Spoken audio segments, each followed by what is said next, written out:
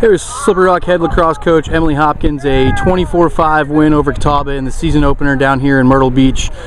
Team played phenomenal in the first half, jumped out to a 16-2 lead at the break. The game was never really in question. Your overall thoughts on tonight's performance? We're just really happy how we had a high level of consistent play the whole entire game. There's no real letdowns with energy, and it was a good game to start the season off and show that we can play 60 minutes.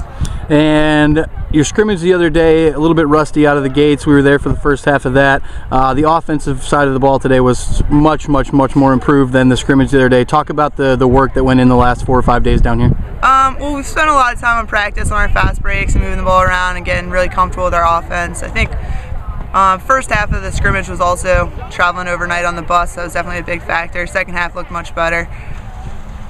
And moving ahead now, you'll stay down here for 2 more days, then you'll head to North Carolina to play Belmont Abbey before you really get into the thick of things in the PSAC schedule. Talk about the upcoming week here of the schedule. Well, Belmont Abbey is definitely a really tough competitor. It was a really close game for us last year, so we really wanted to use this today to be prepared for that game, and then coming back, playing our first conference opener against Mercyhurst and be ready for that.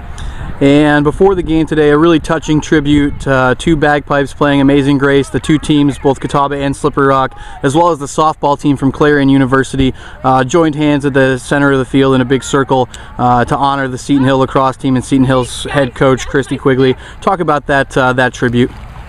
We just really wanted to do something to honor Coach Quigley and her team. A lot of our players and one of our former players' best friend is their assistant coach, and our team was just really emotionally impacted by that, and we're going to really play tribute all season long to that, and that was definitely a motivational factor in our level of energy today. And as you mentioned, you're going to play tribute to that all year long, part of the Play for SHU campaign that they've put together.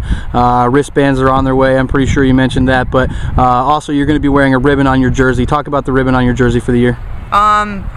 Well, the girls really spent a lot of time working on it and wanted to come up with something, and we wanted to make sure it was black but also had their red color on it just to honor them and Coach Quigley, and keep them in our thoughts and prayers all season long. Great, congratulations, Coach.